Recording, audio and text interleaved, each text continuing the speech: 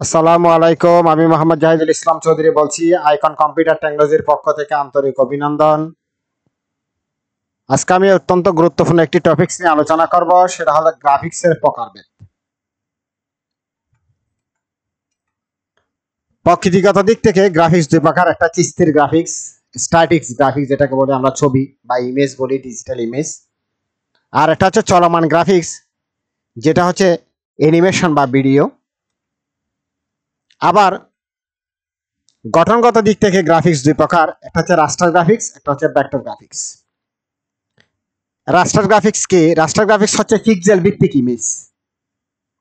উচ্চ রেজুলেশনের জন্য বড় সাইজের ফাইল হতে পারে। আর ভেক্টর গ্রাফিক্স হচ্ছে ম্যাথমেটিক্যাল ফর্মুলা বা পাথ ভিত্তিক ডিজাইন। আমরা রাস্টার গ্রাফিক্স যখন স্কেল করব অর্থাৎ বড় করব, এটার কোয়ালিটি কিন্তু নষ্ট হয়ে যায়, অর্থাৎ ফাটা ফাটা মনে হয়, বিভিন্ন ডট ডট ফোটার মতো মনে হয়, স্কোয়ারের মতো। কারণ এটা যত বড় করব, জুম করবো, এটার কোয়ালিটি নষ্ট হয়ে যাবে। অন্যদিকে ভেক্টর গ্রাফিক্স আমরা যে কোনো স্কেলে করতে পারবো, যত বড় ইচ্ছে তত বড় করতে পারবো, কোয়ালিটি নষ্ট হবে না। আমরা রাস্টার গ্রাফিক্সের মধ্যে জেপিজি, পিএনজি, জিপ, বিএনপি ইত্যাদি ফরম্যাটে থাকে। অন্যদিকে vector graphics AI, EPS, SBG এবং পিডিএফ ইত্যাদি ফরম্যাটে থাকে। আমরা রাস্টার গ্রাফিক্স সাধারণত ফটোগ্রাফি বা বিভিন্ন ফটোর অর্থাৎ ফটোর দোকানে ব্যবহার করা হয়, অর্থাৎ যেখানে ফটো প্রিন্ট করা হয় বা ডিজিটাল বিভিন্ন প্রিন্টিং বা ওয়েব ডিজাইনের ক্ষেত্রে ব্যবহার করা হয়। আর ভেক্টর গ্রাফিক্সটা আমরা সাধারণত লোগো ডিজাইন, আইকন ডিজাইন, বিভিন্ন ইলিস্ট্রেশন, ব্র্যান্ডিং, প্রকাশনা, ছাপাখানা অনেক কাজে কিন্তু ব্যবহার করা হয়। আর রাস্টার গ্রাফিক্সের অন্যতম উদাহরণ হচ্ছে অ্যাডোব ফটোশপ। অন্যদিকে ভেক্টর গ্রাফিক্সের অন্যতম উদাহরণ হচ্ছে অ্যাডোব ইলিস্ট্রেটর। তা আমরা যে কোনো কাজ ডিজাইন আমরা মূলত কিন্তু ইলিস্ট্রেটরে করব, কারণ এটা যে কোনো স্কেলে করা যাবে, যতই বড় করি না কেন এটার কোয়ালিটি কিন্তু নষ্ট হবে না। কিন্তু আমরা বিভিন্ন ছবি, ইমেজ এডিট করার জন্য আমাদেরকে কিন্তু ফটোশপ কিন্তু এর পরে প্রয়োজন হয়, অর্থাৎ ইলিস্ট্রেটরের কাজ জানার পরে আমাদের কিন্তু ফটোশপ লাগে।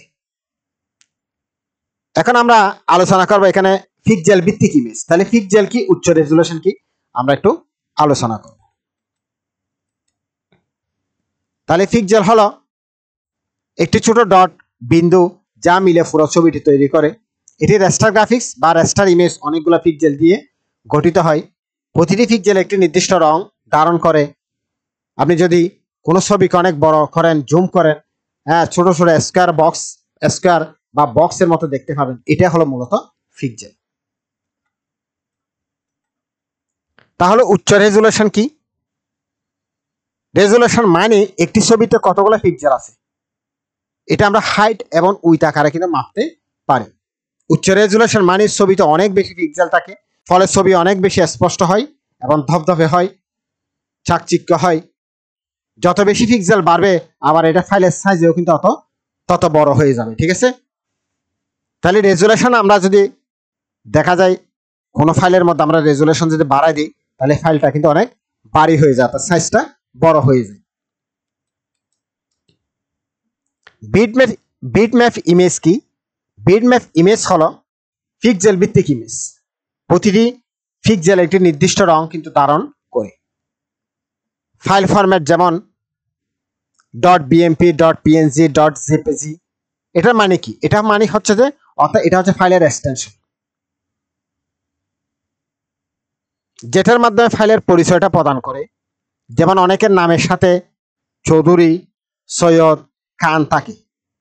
তাহলে চৌধুরী, খান, সৈয়দ এগুলোর দ্বারা কিন্তু তার বংশের পরিচয়টা প্রকাশ করে, সে কোন বংশের লোক।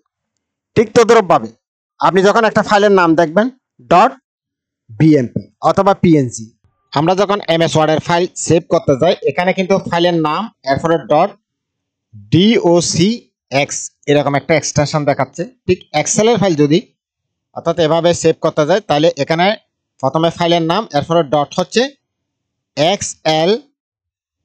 xlsx এভাবে দেখাচ্ছে। এটা হচ্ছে ফাইলের এক্সটেনশন। যেমন এখানে এই যে পাইথনের এই ফাইলগুলার প্রথমে ফাইলের নাম, এরপরে .py এভাবে দেখাচ্ছে। ঠিক আছে? এটা হচ্ছে ফাইলের এক্সটেনশন।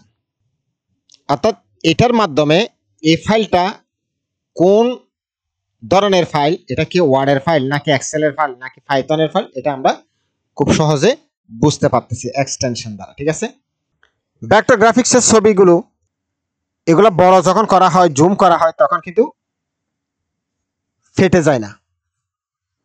এইসব ছবি তৈরি করতে রেখা, বিন্দু বা শেপ বা আকার গাণিতিক হিসাব করে কিন্তু করা হয়। কোথা থেকে শুরু, কোথায় যাবে, কতক্ষণে যাবে, এইসব দিয়ে ছবি তৈরি করতে, অর্থাৎ বিন্দুটা কোথায় থেকে শুরু করো, এবং একটি বৃত্ত আঁকো যার পিক্সেল হতে 10 বা 10 পিক্সেল, আবার এটা এই রেখা আঁকো যেটা 45 ডিগ্রি কোণে এবং 50 পিক্সেলে যাবে। আমার ভিডিওটি ভালো লাগলে অবশ্যই লাইক, কমেন্ট, শেয়ার করুন। পরবর্তী ভিডিও হওয়ার জন্য আমার চ্যানেলটি সাবস্ক্রাইব করে রাখুন, পাশে থাকা বেল বাটনটি ক্লিক করুন। ধন্যবাদ। আসসালামু আলাইকুম।